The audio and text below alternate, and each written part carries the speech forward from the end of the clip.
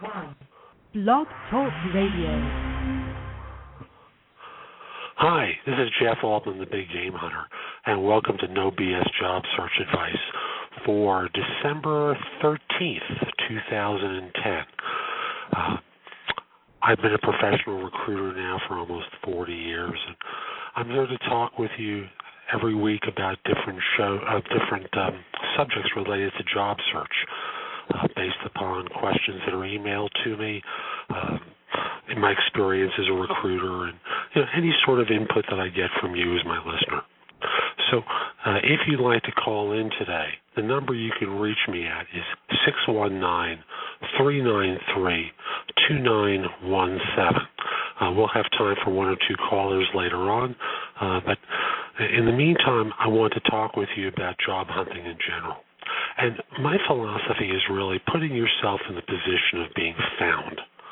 That if you wait until the last moment, that is when you have to look for a job or when you're unemployed to look for a job, it's always a lot harder. But positioning yourself as someone who's being sought out, as having a reputation that people are going to look to in the course of trying to fill positions is always a superior position to be in. However, given that so many people are out looking for work and really didn't have much in the way of notice, I want to talk with you today about job boards and job boards as part of your job search and how to use them effectively so that minimally you're not in a position where you're misusing them, making mistakes with them, and hurting yourself as part of your search. So which job boards to use? And I'll start by saying there are major job boards that are really very effective. And I'm not going to list them all by name. Everyone knows who they are. And if you don't, email me at thebiggamehunter@cisny.com with the subject line being job boards. And I'll forward over a list to you of some of the majors. But when all is said and done, the job boards are pretty predictable. They're a place where you can find job listings. They're a place where you can post your resume. But, when all is said and done, there are certain ways to use them effectively. And I want to talk with you today about 7 things that you can be doing to use job boards well. And number one is, if you're going to post your resume on a job board, make sure there are no typos in it. It may seem obvious, but there's so many resumes I read off the job boards or they're emailed to me that have mistakes in them.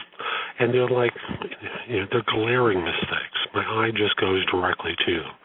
And I know from experience that when employers see mistakes on a resume, even if they contact you, even if they interview you and decide to hire you, there's a place where in the back of their mind it costs you money. So your offer might not be as high as it would have been had the resume been pristine and perfect. So what I would suggest to you is go through your resume, use a spell checker, use the grammar checker. Make sure there are no spelling or grammatical mistakes on your resume. Number 2 is post your resume to those boards that permit that. And not just simply post it one time, but be aware that for most job boards, other people are going to be posting after you. And the longer your resume has been up there, the lower in the search results it gets. Because after all, if you post a resume today, December 13th, well, let's say someone looks at it, a week from now, or searches a week from now for your background. Probably in that week, a lot of other people have uploaded a resume too, and yours is sinking lower and lower. And you want to be within the first page to 2 pages of search results for the simple reason that the further along you go, the further down the search results you are, the less likely you are to be contacted. So to update your resume, and that's what we're talking about, every couple of days, what I'd like you to do is go to the end of your resume and skip a few lines and add a period. And every few days after that, delete the period and repeat. And the idea behind that is every time you make a change to your resume by adding or deleting that period, your resume now goes to the top of the pile. So So update your resume on a regular basis so that firms can find you. Third, set up alerts. Most job boards allow a user to set up alerts. And in doing that, use tight keywords that are going to allow jobs that really fit your background to be sent to you. And that goes along with the idea of keeping your search specific and tangible, related to the kind of work that you really do, and I want to repeat, not submitting your resume for jobs for which you're not qualified. It's silly to do that.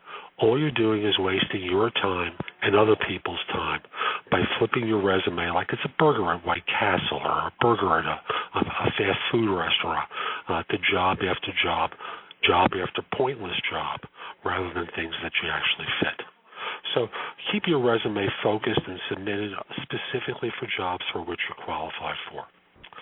Next, track where you've submitted it to. And this is the sixth point. I've kind of blurred a couple of them together, setting up alerts, keeping your keywords focused on jobs you're qualified for, and submitting it only for jobs that you actually fit. The sixth point is track where you've submitted the resume to. Because you're going to send out your resume to a number of places, right? You're not just going to submit it to one or two places. You're going to submit it to 10, 15, 20, and some of you may go 100, 150, 200. And when firms contact you, the long and the short of it is, they're going to start off their conversation by saying, I'm going to use my name. Hi, is this Jeff Altman? Hi, this is so-and-so from a major consulting firm. I received your resume in response to a post I had on such and such job board and want to have a chance to speak with you about. And if you kind of wing it, not remembering the job that you submitted your resume for and trying to figure it out in the first few minutes, well, you're going to lose a major selling opportunity. Instead, carry something with you at all times. Specifically, if you put your cell phone number on your resume, or even if they call it home, keep this book by your phone, so that when the phone rings and it's employer calling, you can tailor your answers to what they're looking for specifically, because you have access to that job. Keep the list alphabetical, one ad to a page, and just quickly highlight some of the key points in the resume that you might have submitted to them. Lastly, be realistic about your salary expectations and titles. If you're an accountant and you're applying for a senior audit job for which you're obviously not qualified, you're not going to get it. If you're an accountant and you're applying for a manager of accounting and there's nothing in your background that fits that, you won't get an interview. But if you do, because someone sees something in your background where they want to give you that golden opportunity, well, maybe they won't give you the title. Maybe they'll call you a senior accountant with leadership responsibilities. So you need to be somewhat realistic in what you can expect from it. So those are 7 points that you can be looking for. You should be following when you're applying for jobs on the boards or using job boards as part of your search. Hope you find them helpful. And let's talk about a couple of the jobs that I have available with clients of ours. And let me start with 3 C++ consulting assignments in New York, where we're looking for someone with at least a master's, C++ development background, a good understanding of data structures, algorithms, and object-oriented design, multi-threading and network programming, a background or an understanding of XML and XSD and other schema-driven data, and a plus would be financial or market data experience. Those are 3 consulting assignments in New York. Then we have a couple of jobs for agile senior project managers or program managers in Franklin Lakes, New Jersey. As you might have guessed, actually, I didn't state one of the criteria. They're looking for a background with agile and Scrum. A salary between $120 and $145 on a base plus bonus to be working in Franklin Lakes, New Jersey. Also have a role for an AIX Linux administrator for a position in Jersey City. It'll pay between $100 and $110 on a base. you're qualified, interested, and available, please email your resume to me at thebiggamehunter@cisny.com. If you want me to see a copy of your resume, because you think I might be able to be of help, but you haven't heard anything today, send the resume to me at that same address, but in the subject line, use the phrase "on spec." Now, someone sent a note to me with a question about thank you letters. And I want to start by saying thank you letters remain a terrific idea because it's a second opportunity to sell yourself to an employer. So the question basically asked, should I mail, email, or handwrite a thank you letter after an interview? And the answer is, I want you to email thank you letters. And in emailing a thank you letter, the idea is you want to get it there before they've made a decision. And if you handwrite something, if you mail something that you've word processed, by the time they receive it in the mail, they've already made up their mind. So don't waste time with that. Just simply, process and email a thank you note that goes something like this. I want to thank you for the opportunity to meet with you and talk with my background with regard to define the position. And then you talk about a couple of qualities in your background that you think could be helpful to them, and then continue on by saying, that if they have any questions, to feel free to call me, to call you at, and you provide a phone number, or drop a note to you at, and you offer them an email address. So, by all means, send thank you letters. It's a habit that has kind of disappeared in the modern culture as we've all become faster and try to do things, more quickly. But they do influence people, and I can tell you that from experience.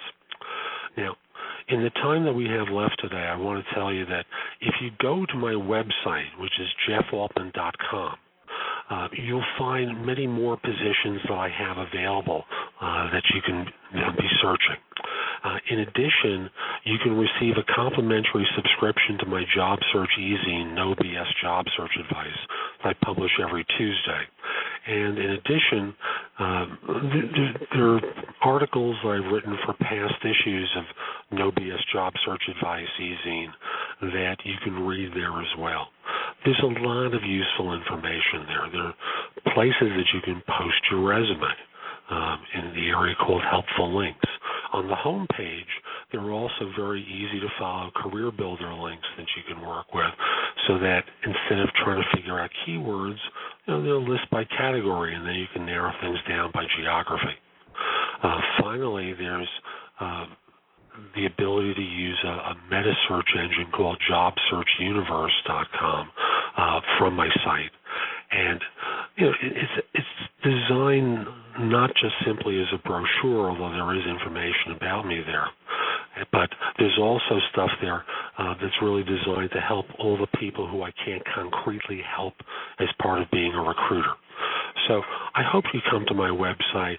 And matter of fact, I forgot to mention, if you go to the site, you can receive a complimentary subscription to my e-zine, No BS Job Search Advice, while you're there. So this will be the last episode of No BS Job Search Advice for 2010.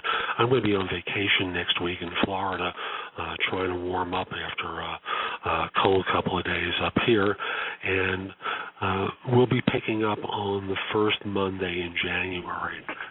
Same bat time, same bat channel, where I'll be talking with you in very tough terms about some of the mistakes people make in their job search and what they can be doing better. So I hope you found today's episode helpful. Have a great day. Napa Know-How. The Napa guy knows not to judge a man by his car's multicolored paint job or absence of modern gadgetry. Who cares if it's technically old enough to vote and the windows are powered by the strength of your left arm? Your monthly payment is zero, and it'll stay that way. Because with over 500,000 parts and a little Napa know-how, you can keep anything on the road. She may not be pretty, but she's all yours. That's Napa Know-How. Napa Know-How.